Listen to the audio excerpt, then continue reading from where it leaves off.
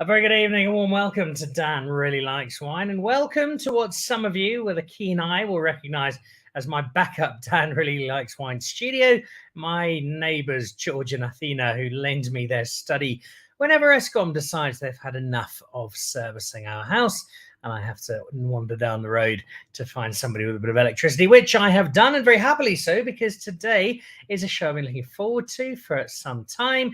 The harvest is in some cases complete, in others in full throttle. And so we've hauled in a few people from different parts of the industry to get a sense of how our harvest is looking in 2023. 2022 was the harvest that never finished. It went on and on and on. In fact, I think there's some people who are still harvesting from 2022 while getting their 2023 harvest going. And so I want to see how it has been going, how it's looking. And my guests for today will give me some really interesting perspective. Rico Basson from Vinpro, who gave us some numbers a little earlier on in the year about the national vineyard. How is the harvest looking from his perspective? We will find out. Rudger van Blerk, one of the finest young winemakers in the country out at Stark Condé. How are things looking in Stellenbosch? Izele van Blerk, well, she has got wine growing all over the place, bringing in different bits here and there for her Mentors range.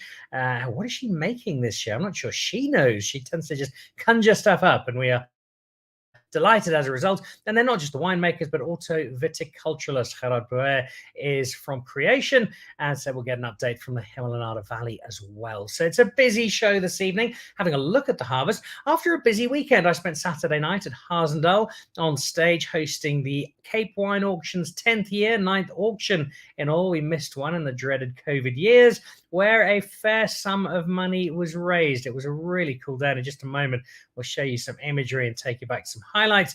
But congratulations to Raymond Ndlovu and his trust, as well as to Daryl Robertson, the auction director, and her team, who combined at Harsendal with MasterCard to produce a really special evening, and one in which every single cent raised goes to different projects around the winelands and does an extraordinary job in supporting some much needed spaces. So well done to the organisers, and thank you to some very generous people, as you will see in a moment. So we've got coming up our look at the harvest, our update/report. Before we do that, though, let's have a quick look at the latest wine news.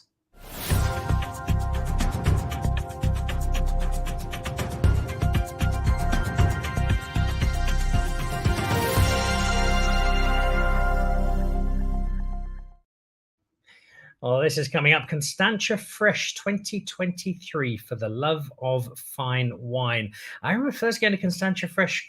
This must be, can't be 20 years ago, because I'm not nearly that old. I still would have been at primary school, but it can't be too far off, 2 decades. And Constantia Fresh is exactly what it suggests: a celebration of new, fresh, lively food and wine coming together with a bit of music and a really cool group of people. Now, tickets are available for Constantia Fresh should you wish to take part.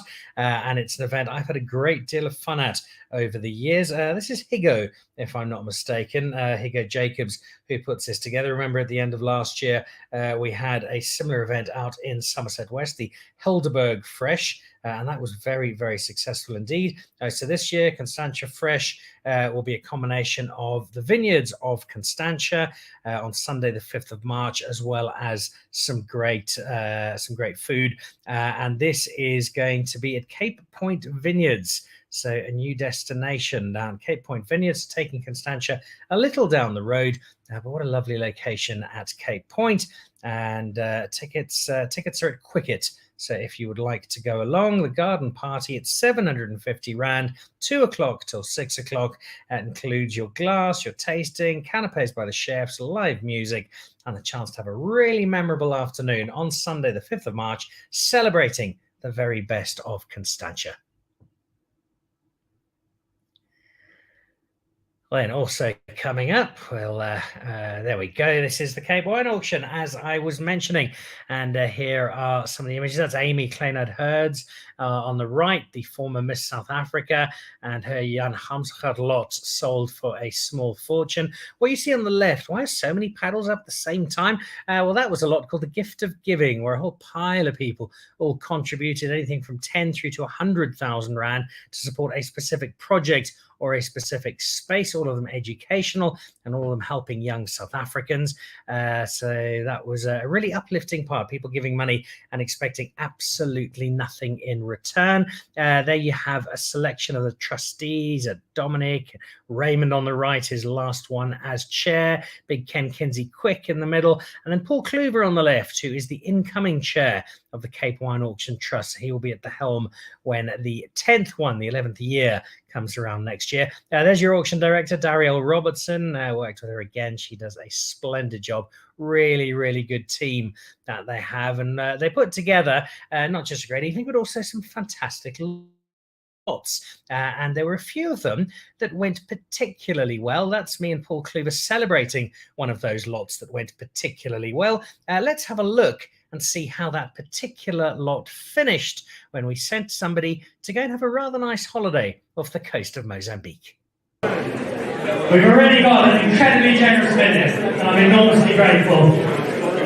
I've got my second million!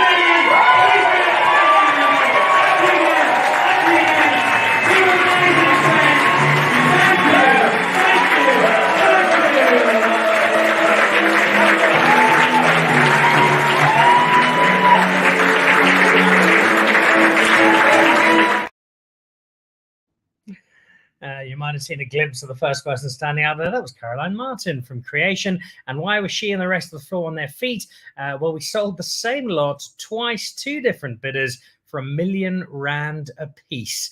Those two are the highlights of a really, really good night. So well done to the auction team. Thank you to MasterCard for their support and Hasendahl for hosting us.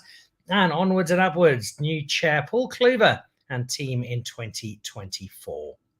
And this is just a quick look at some wine from last week. I drank some really interesting stuff last week, but this was the one that will linger longest in the memory. This was some 1983 Vergenocht, which I opened in continued celebration of my brother-in-law Fottie's 40th birthday earlier on this month. This was dinner at the Old Oak, where Ransley Peterson, the executive chef, produced a 5-course chef's table. That was magnificent, and unsurprisingly so.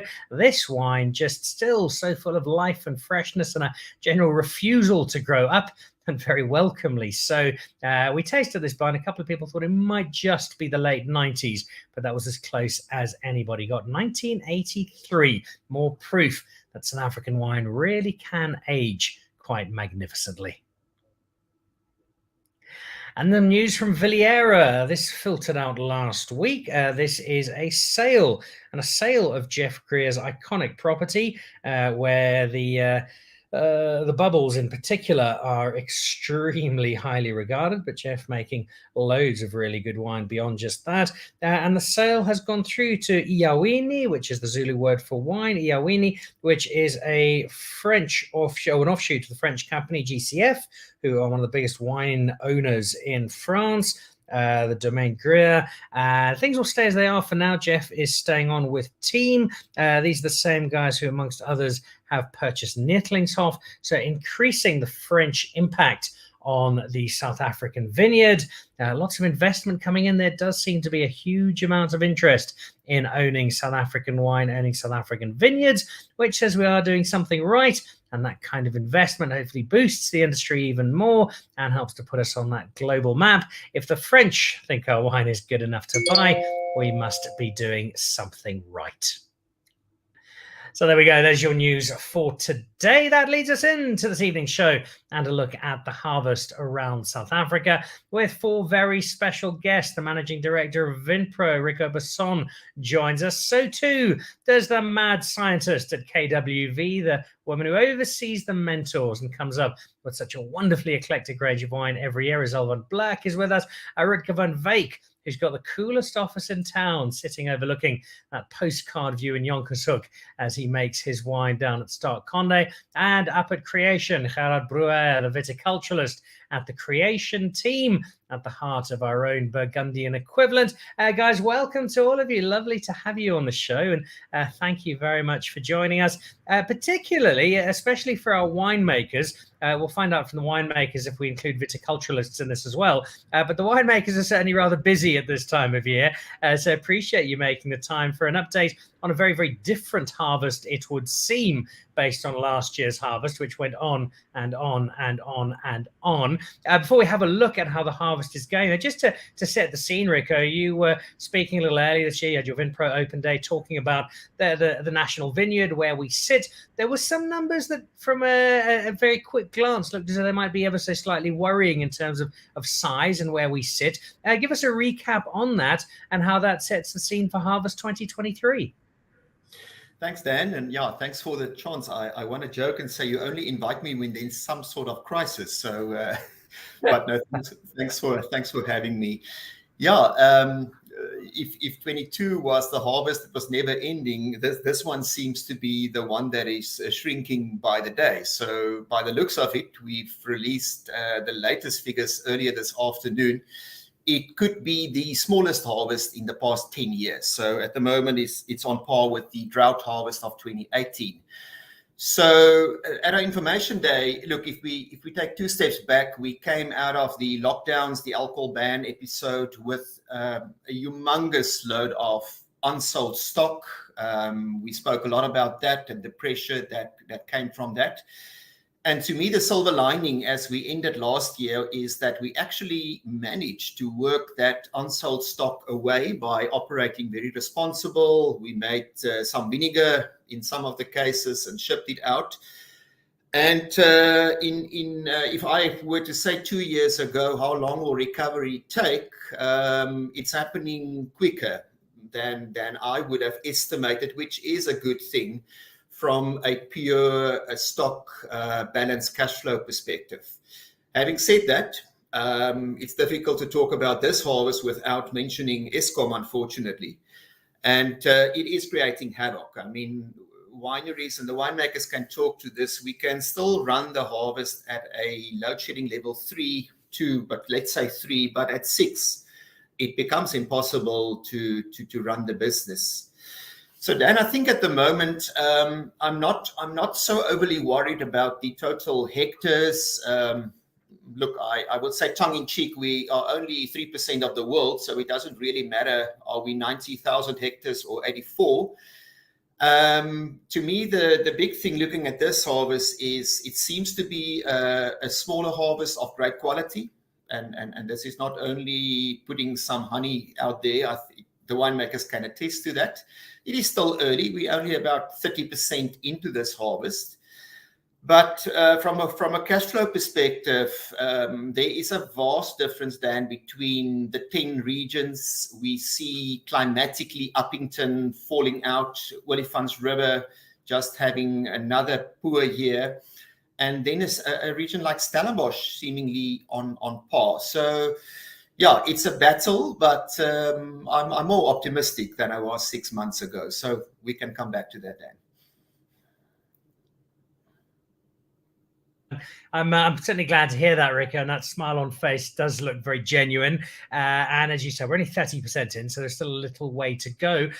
Place these numbers and the diminished size in the context of what might be a more global problem, because yes, we've had our Eskom challenges and they've clearly had an impact amongst other things. But one of the stories that's popped up, not just on my feed, but on various WhatsApp groups over the last week or so, has been the fact that French winemakers are demanding compensation to be able to turn Petrus and Romani Conti into Handy Andy and Jick and into industrial alcohols. There's clearly a problem with too much wine in France at the moment. Is this a global issue? And if so, is it an opportunity for South Africa, or is it something where we are part of the collective challenge? Yeah, I must say the world of wine is a very complex place. I asked somebody last week, I said, do you want to be a wine farmer in Australia, where they sit on heaps of stock? I mean, they're carrying 2 harvests at the moment in stock, and red is a big problem. Argentina with inflation. So Dan, I actually think from where we sit, we well positioned. A worry for me is from a consumer perspective. I think the cost of living has gone up quite remarkably locally as well as internationally. And this, I say that because given the cost pressure at the farms, which is about 15 to 20%, we need to find a way to get into higher price points. And this, to me, will be the test for this year. Can we reposition over the next 3 years? And because you can't recoup it overnight, but can we do it, maintain the quality, and trade through the cycle without having a knee jerk where we push price but lose half the volume? And so that's the one part. It is early. I would tend to argue that a lower crop is a good thing from a balancing perspective, but one needs to look at the detail, Dan. I mean, if you look at the cultivar and the varietals of whites, I would probably prefer that we have more Chardonnay and more Sauvignon Blanc and more Chenin to sell out there, because on the red side, once we go to generics, we will run straight into Australia's discounting. So yeah, my sentiment is, let's look at the detail. Let's be careful to say it's low or high or good or bad, and let's trade through. But there is most certainly, in my view, a big opportunity for South Africa in the next year or two if we stick to our guns. All right. Well, we'll come back to you, Rico, in a year or two and see if you've made that happen, because we're placing the responsibility firmly on your shoulders to deliver there. But you'll get some help from the fabulous wine that our South African winemakers are producing, and I'm sure we'll do so in 2023. But let's see if that is the case. Rico, welcome back to the show. It was lovely to have you on. Rico, having a look at some of the challenges that Vinpro have clearly seen from a personal perspective, when you throw in the joys of load shedding with the weather we've had, the build up to this particular harvest. How challenging, how easy has this one been for you so far? Hey, Dan. I don't know if it's morning or evening. Harvest has been keeping us very busy currently. I want to say, to summarize, I think we were looking at the vineyards this morning, and it reminds us a lot of the vintage 2017, especially on the red side. We've brought in some Pinot and Chardonnay for my brand called Garatara, and we've realized that a lot of Pinot and Chardonnay, or early ripening varieties, have ripened about a week to 10 days earlier than usual. The growing conditions here in Stellenbosch was quite cool. Some good rains here in Jonkershoek. We had some cool weather growing up to budding, but in general it was a dry, vintage. I think as today we had some good rains also at good and pleasant time or spot periods, and so far so good. I was chatting a little earlier on today to Megan van der Merwe in Constantia, who was telling me that her Beau Constantia property had 38 mils of rain in the last day or two, and they weren't entirely sure whether they were coming or going. The language might have been slightly more colourful. So that has added to the challenge for her and seemingly for you as well. In terms of looking at last year's harvest versus this one, last year, as you said a few times, just went on forever. This one seems to be a lot quicker. Does that make things a lot easier for you? I think we brought in all our whites for stock Condé too, and I think we got about 30 millimeters just in today here in Jonkershoek. Again, I think it's a quite perfect time. It's been a tough 2 or 3 weeks. It's a good time for the winemakers to have a break and a glass of wine, just to recharge all the batteries and taste some wine again, get a little bit of inspiration. But I think there's definitely going to be a week and a half before we get stuck into the reds, the Syrahs, and the Bordeaux components. And I think actually it's planning out quite perfect.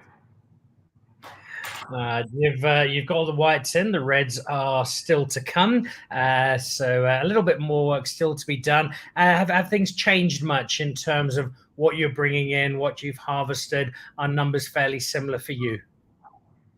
I think on the Condé side that we have been farming organically now from end of 2017. Naturally the yields have gone down over the last 2 or 3 vintages, but very surprising, and I'm very excited about that, is we've hit a good combination of great quality, and we see that the tonnages are actually on the up and up. We have some good crop that's hanging currently, and it's quite similar to vintages before we moved over to organic farming. We're looking at very good color in the vineyards when it comes to grapes. The aromatics in the cellar is just amazing. So I'm very excited. Can't wait to get my hands stuck in some cab. There'll be a lot of your fans waiting for the results of you getting your hands stuck into cab. There's an initial Stellenbosch look. Let's jump over to Izele, where things are a little different, Izele, because you kind of handpick stuff from all over the country. Word gets out that Izele is looking at one of your vineyards. You get very excited because there'll be some terrific wine coming out of it. Give us the overview so far. How much has come in, and what's your feel for the quality of the 2023 crop so far? Hi, Dan. I guess it's been crazy start. I think we started about a week earlier on the white wine on the MCCs, and then suddenly everything slowed down. And then we had like a small little rest period, and then it went full out on the white wine side. We're about 3,000 tons in on the white side, and about 1,500 tons on the red wine side. But in my cellar, I received the first grapes, and then it was stopped for a week. And then I emptied the tanks, and then suddenly I'm full. Within a week, the cellar is full, and small blessings for the rain outside, because I didn't have space for one more berry to come into the winery. Overall, the quality is looking really good. I must agree with Rudger. We had the conversation last week. It looks like a 2017 vintage on the reds. Very low pHs, high acidities, but also very high sugar levels. So it's within a week, it suddenly shoots up.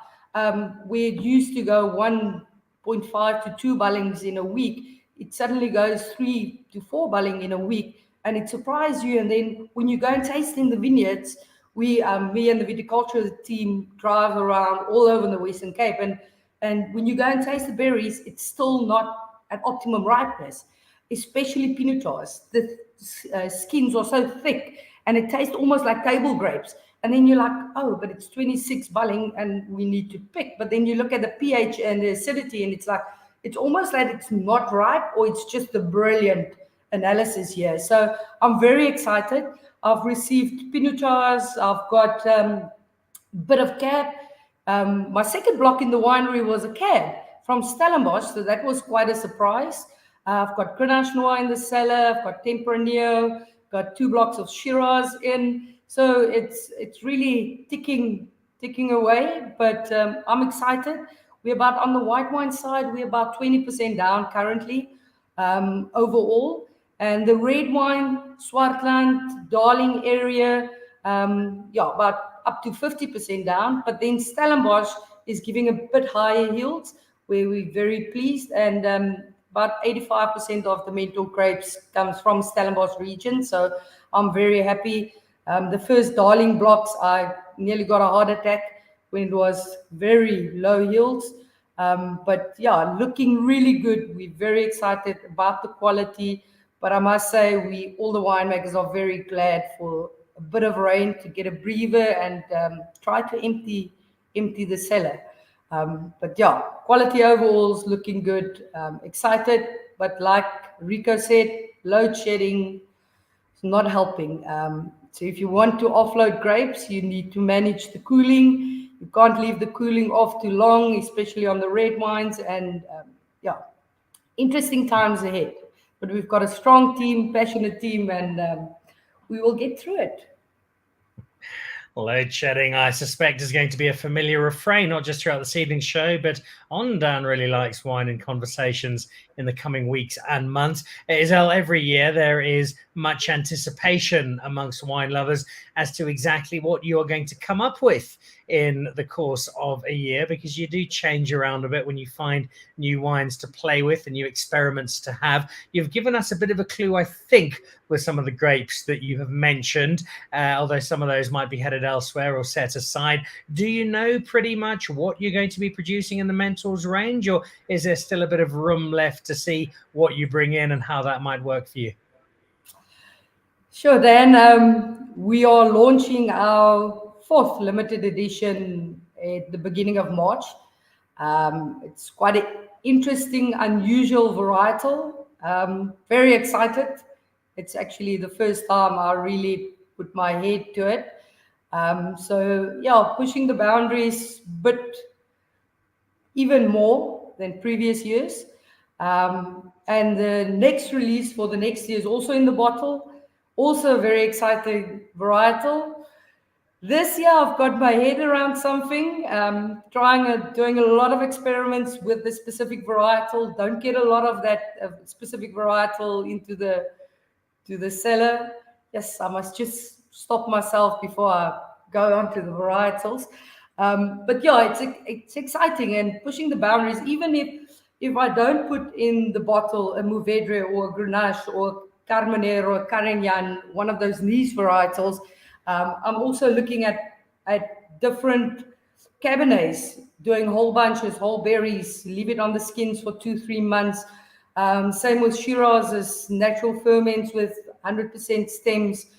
There's so many opportunities for us, and that's what I always say. South Africa is so diverse, and we should take that message not just in South Africa but internationally. We are one of the countries that are the most diverse country, not just in culture but in the wines that we produce, and it's so exciting. I don't even know what to say more, because otherwise I'm going to say what I'm not supposed to say.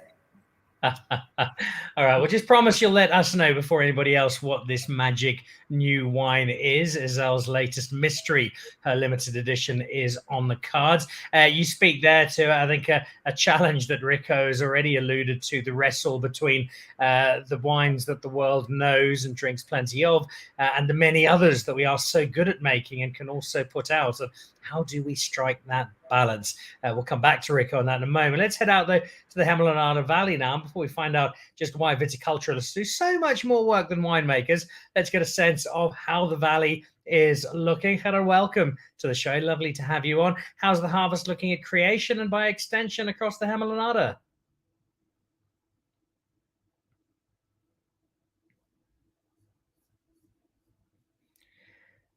We've just got you on mute there, Gerhard.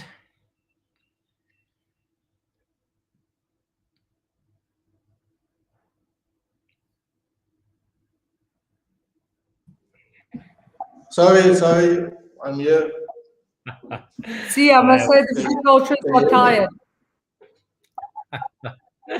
Well, welcome, Gerhard. Got you off mute there. Yes, we do indeed. Give us a sense. The harvest at creation and the harvest in the Hemel Valley. How's it looking for 2023? Yeah, so far so good. I mean, initially we thought the crop will be a little bit down. We finished harvesting the Pinot Noir yesterday on the Sunday. We picked the last block because there was more rain today. The Pinot Noir is a little bit down on last year, but not a lot. The Chardonnay is up from last year, so it's surprisingly, because we did a lot of bunch counts and it's quite less bunches per vine, so the bunches are a little bit more compact this year, a little bit bigger.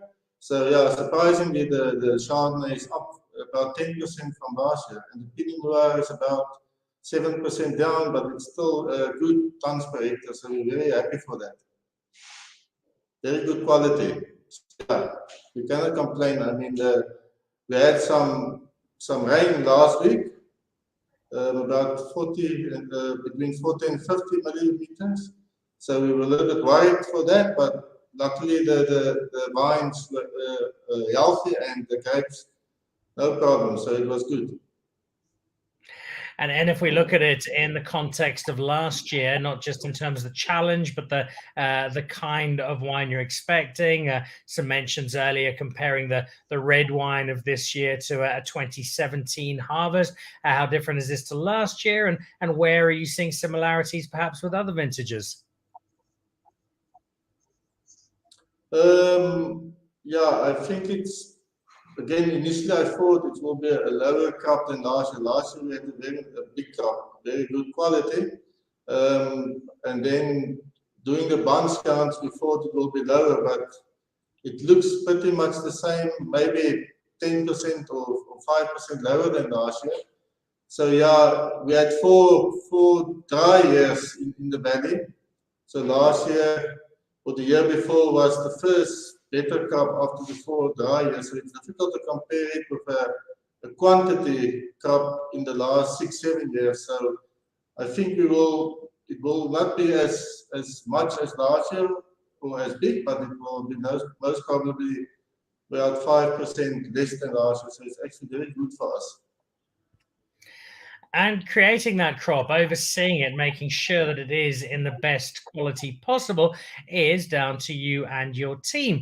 For those people for whom the art of wine farming is perhaps something of a mystery, give us in a nutshell the work of the viticulturalist and how you and the winemaker work together in terms of creating a team that ultimately delivers us this exceptional wine. Yeah, I think everything is in the planning. We like to plan.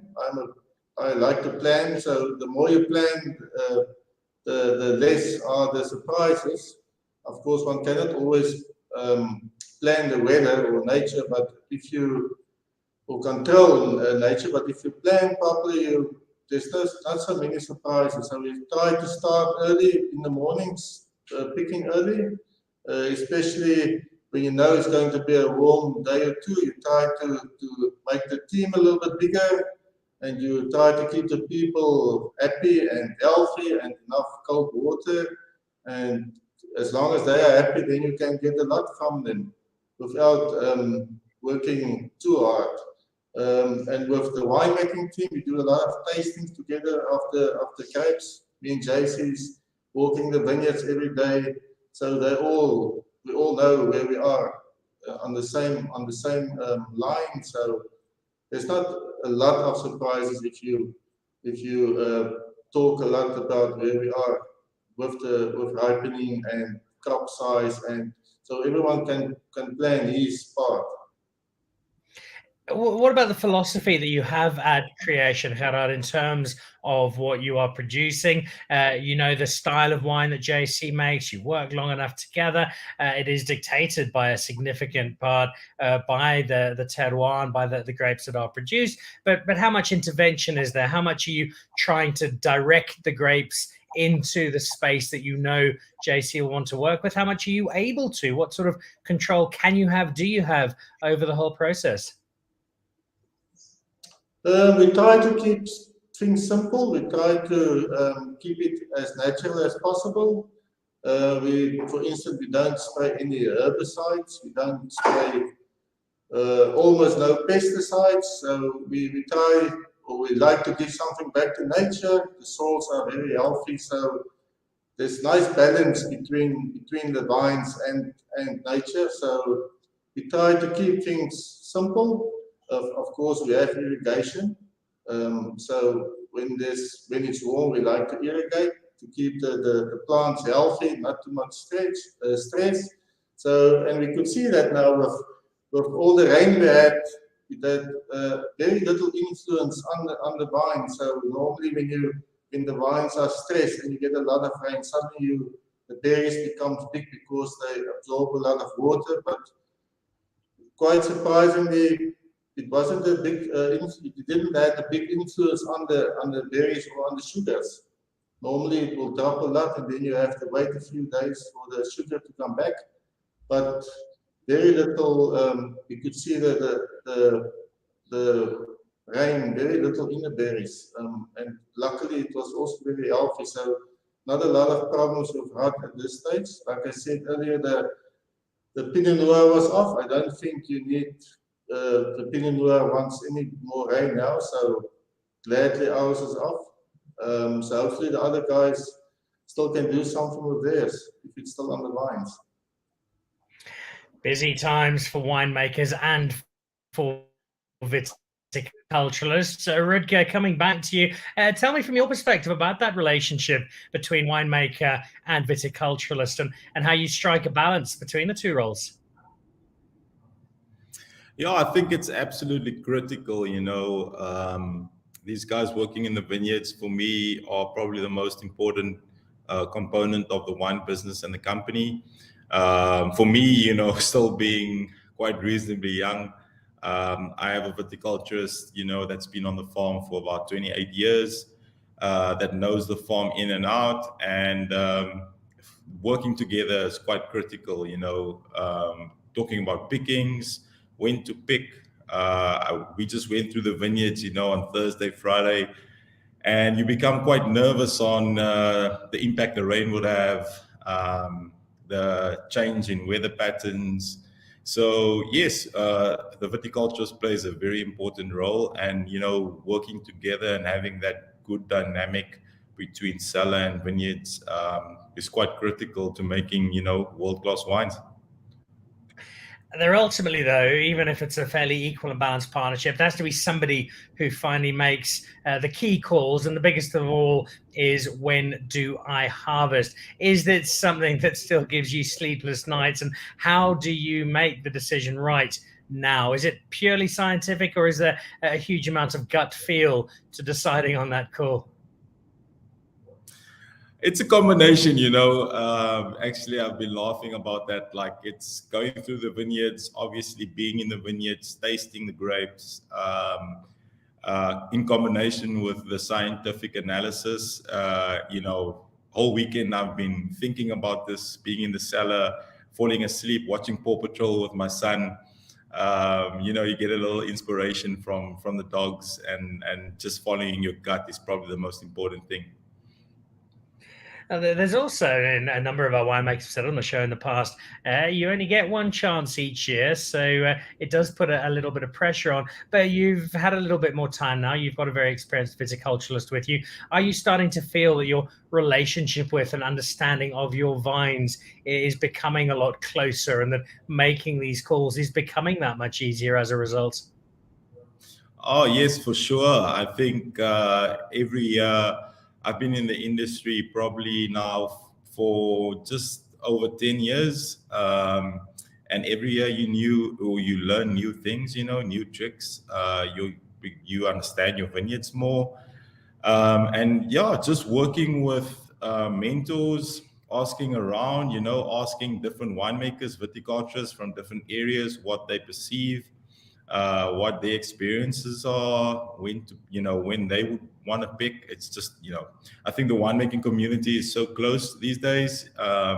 People are more than willing to share information and helping each other out. And with in conjunction with the viticulturists, your winemaker friends, your mentors, sometimes even with the baby boy at 3 years old, bringing all that together.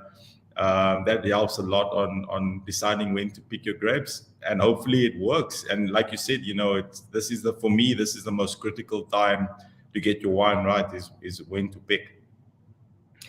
Igor Marinkovic is watching at the moment, sending good vibes to all the winemakers in South Africa as they kick off their harvest week. Some of them have actually finished. I know Samantha Suddons was done over the weekend. May your grapes be sweet, your weather be kind, and your wine nothing short of exceptional. Kind words there, Igor. Thank you very much. And then Barik, South Africa, also watching over on YouTube. We know how much hard work and dedication goes into making the delicious wines that we all enjoy. We appreciate all that you do to produce such high quality products. Best wishes for a great harvest. Thank you. Izele, what about you and your relationship with viticulturalists and your relationship with the vineyards, which extends to so many because you're pulling in grapes from all over the place? How much of a juggle is it, and how hard, if at all, do you still find it to make that call and say, right, today is the day these grapes are coming home?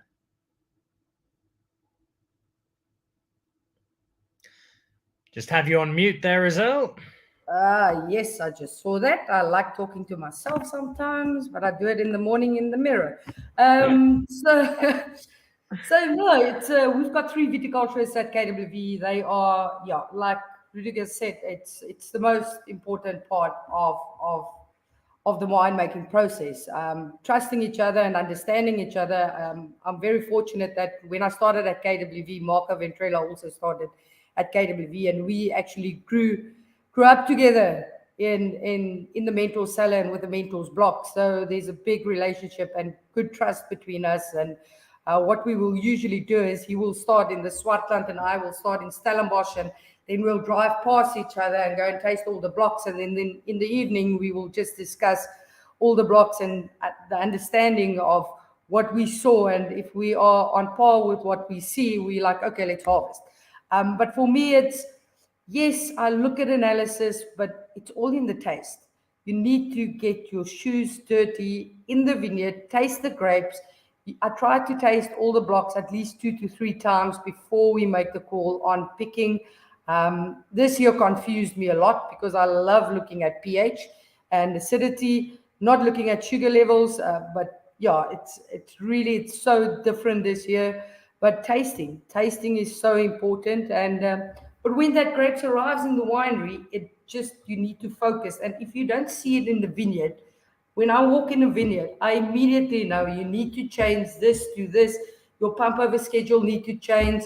It's going to be a difficult acidity year. Pinotage, you need to work a bit harder at the beginning and then don't get the green tannins at the end. So when you go into the vineyard, you taste, and I already have my story in my head, what I'm going to do.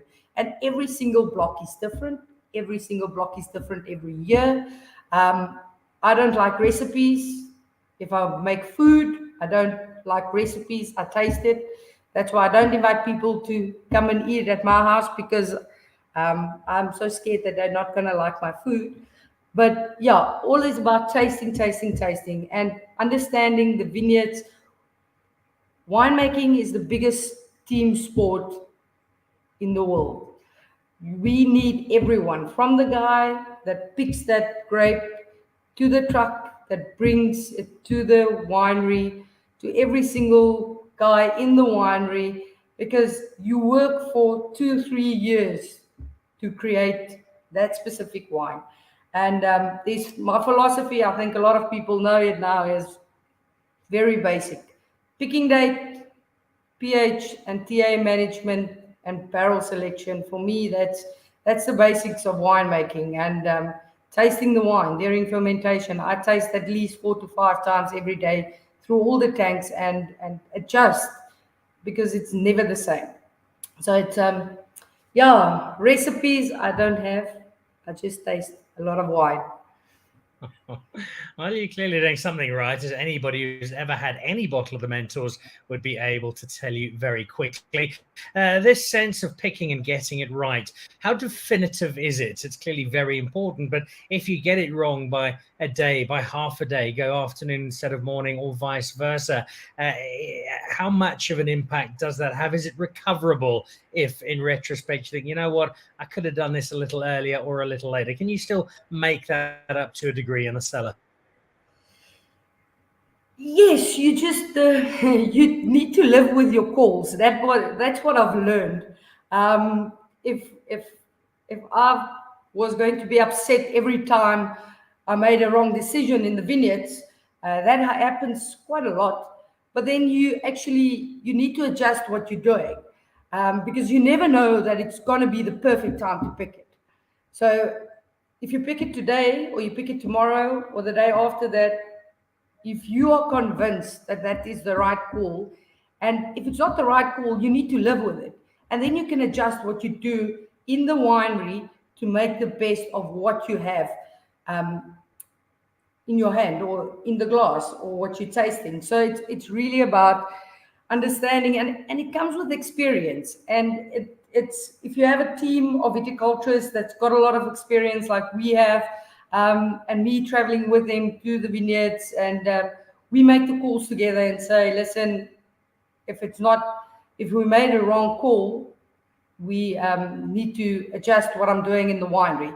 So it's crucial, but really you need to sleep in the evening. So you need to convince yourself you made the right call.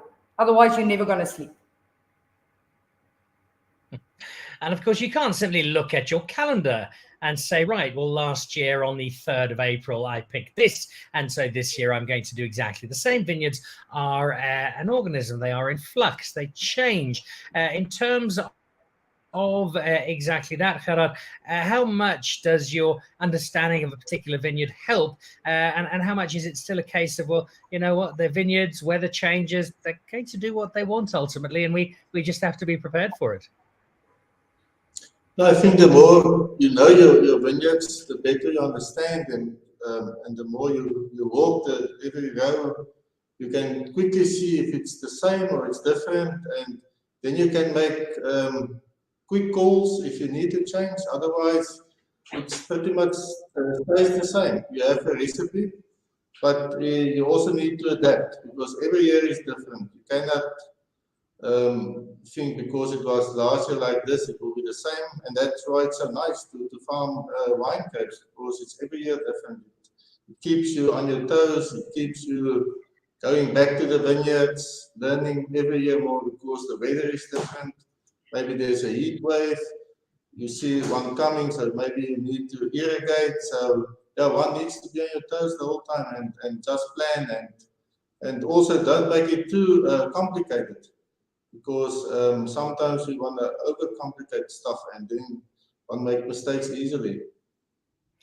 So, speaking of mistakes, I'm not sure, having drunk plenty of creation wine over the years, that many, if any, have been made. But are there moments when, as winemaker and as viticulturalist, the debate gets a little fired up when you're deciding whether or not it is the right time to pull the grapes in? Yeah, I must say, we enjoy a glass of wine every day, especially now in harvesting time. We have lunch every day and we will taste some wine or drink a bottle. And of course, there's many jokes. I will always tell, we all know that the wine is being made in the vineyard and the winemaker think different again. So yeah, there's a lot of fun and jokes, but at the end of the day, we know where we are going. So we all go in the same direction, but yeah. The winemakers pretty much make the decision when the grapes must come in. But me being in vineyards a lot can also play my part and tell them, listen, I think you need to go and taste this block now. It tastes pretty right to me. The results we shall know. I'm going to come back to you with a final question in just a moment, Gerhard, but I want to jump back to Rico, who's been listening very patiently. You mentioned at the start the grapes you'd like to see a little more of from a commercial perspective, and that's certainly understandable. The world knows certain grapes, drinks lots of the wine made from them. The flip side to that is so many things that we are mastering that aren't known so well, and the show we had at the end of last week on Colombar was a really good example. Based on where we are now, based on the opportunity that perhaps exists with challenges to the French industry, amongst others, and our own challenges notwithstanding, what would your message be as this harvest unfolds, Rico, to our South African producers in terms of ensuring our already strong South African wine story gets more so, and that more and more people around the world are being exposed to drinking, enjoying, and celebrating South African wine? Yeah, it's a complex one, Dan. But I tend to say let's try and control the controllables. I mean, there's such a lot of things, and perhaps don't watch the news every day. I mean, it's almost like focus now. Yeah, so I think it's so important that we keep our eye on the ball in the sense of deciding where we want to be. And earlier on, you did mention the investment from foreign companies coming in. I personally think that is typically the halo effect that we'll need to pull South Africa through the cycle. And then a real focus on the consumer and on the market. So I think we're great. We're delivering at each price point, but there's just no way that we can continue making low-price commodity wines and still talk about profitability and sustainability. So I think what's interesting about this year, and one could be criticized for saying that. So I think if I look at the regions that really produce high volume white wines, those are the ones that are down on the crop estimate. So we will have less generic wines, which one could argue is a good or bad thing. I would argue that we are too heavily into commodities, and to the same extent, listening to these winemakers and knowing what these brands are doing. That focus and that merger and continued focus on quality is what we need to do. And then from our side, it's really working closely with these winemakers on things like the Cape Town port and the logistics around that. And last week we had a whole Japanese delegation coming through, and KWV is one of those companies on board where we want to work hard to reduce the import tariffs. So there's a lot more focus now on market access and the value chain. I just saw the French are without bottles and glass at the moment. So you could argue, look, that's an opportunity for us. So Dan, I think we know what we're good at. I personally think there is a reinvestment case to be made.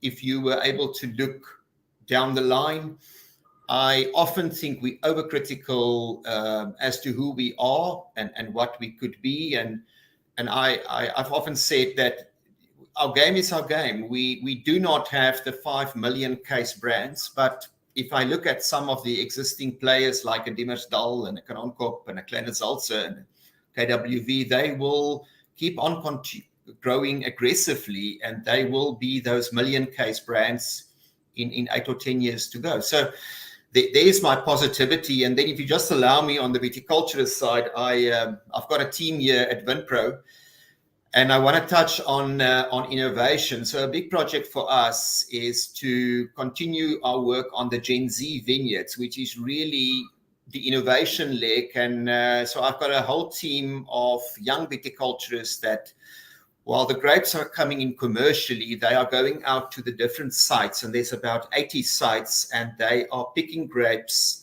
that we could measure and we could make clonal wines out of that. And I think it's such an underestimated part of making sure that we have research and development in action. And that is a strength, because I do think our adaptability lies in our ability to, on site-specific and regional basis, adapt and be slightly ahead of the curve. So that little part, Dan, at the end. It's kind of like the end of Carte Blanche, 55 minutes of hijackings and robberies, and then 5 minutes of a kitten being saved from a tree. So you've given us a little smile at the end of the show there. I think you've actually given us a few smiles, because there really does look to be some reason for careful optimism, and in particular at this harvest, which leads me to my final quick question for other three guests, and I'll head back to creation first of all. Gerhard, from what you've seen so far, and it's a little bit of a crystal ball question for you, but what do you think from the varietals that you guys play around with? What in 5 years' time are we going to be opening a bottle of from 2023 and go, sure, JC's got this one just right? Well, we only harvested the Pinot Noir and the Chardonnay so far. So of course, that's our flagship wines. So definitely those two. I mean, the Chardonnay looks, the grapes are, and the Pinot is very good. So the quality. And yeah, I'm a big cab Cabernet fan. So hopefully JC can make a single cab in future. So yeah, no, I think the Chardonnay and the Pinot very good. And hopefully the Shiraz also, the Shiraz. I think in a few years' time, the 23 vintage will be one of the big ones for me personally.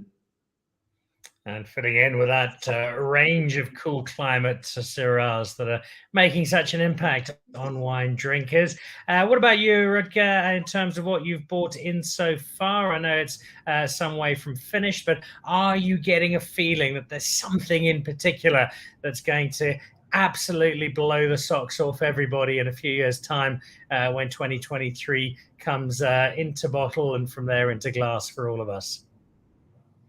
Yeah, for sure. Like I said earlier on, I think this is going to be a stellar vintage. You know, usually in our vineyards, we compare the vintages to the amount of grapes that our animals eat. So, but we can see purely that a lot of veal and baboons and birds are chowing our Cabernet. So I think there's a great opportunity for some stellar wines to be made. I think the viticultural team or vineyard team has done a great job. And now it's probably just up to me and the cellar not to screw it up, eh? I don't think there's much chance of that happening. Cabernet is always something we're going to watch closely from start Condé, but looks like 2023, in keeping with that 2017, could turn into Izele, and this is my cunning way of trying to get you to accidentally reveal your secret grape for this year. What from your multitude of vineyards is whispering to you, Izele, we are going to get you all sorts of awards with this particular wine? Sure. Cabernet Franc Petit Verdot. Watch this space. And then the niche varietal, I can't tell you. But I must say the Chardonnays are looking exceptional, especially from Stellenbosch. But yeah, Petit Verdot, Cabernet Franc, all these niche varietals that I really like. Hold on. It's going to be exceptional here. We just need to keep on focusing and doing what we do best. And of course, if you're Izele, tasting every single wine 4 times a day across the entire cellar, and at the Mentors KWV, spittoons are strictly illegal. It seems from all 4 of our guests that we've got a hell of a lot to look forward to from our harvest in 2023. For the 3 of you busy working on them, guys, best of luck for what remains. There is a huge amount of work to be done, but I know that it's work that you relish and work that collectively you are just so good at. And so those wines, when they come out, will be ones that we shall revel in a few years' time. And then, Rico, to you and your team, you've got the rather simple job of making sure that all this wonderful wine finds homes right around the world. And judging by Izele, by Rudger and Gerhard, it's a great collection you have to take to market. So good luck to you as well. I know there are myriad challenges in the wine industry led by our dear friends at the Power Producers, but there are still smiles on faces despite that, and some great wine coming. So best of luck. Thank you for taking some time out during the harvest to join us this evening. And before we have you all back and we see how this harvest is actually tasting and keep celebrating the hard work that all of you do for South African wine. So Rico, Izele, Rudger, Gerhard, guys, thank you all very, very much indeed. Thanks, Dan. Thank you, Dan. Thanks, Dan. There we go. So Gerhard out at Creation in the Hamilton Valley, Izele with KWV the Mentors range, Rudger in the Jonkershoek Valley at Stark Condé, and Rico Basson heading up Vinpro, which has challenge and opportunity in plentiful measure. But 23, it seems, will be a vintage that will help its cause to be going along rather nicely and finishing a lot faster than in 2022. So that is our show for this evening. What have we got coming up? Well, on Thursday, for an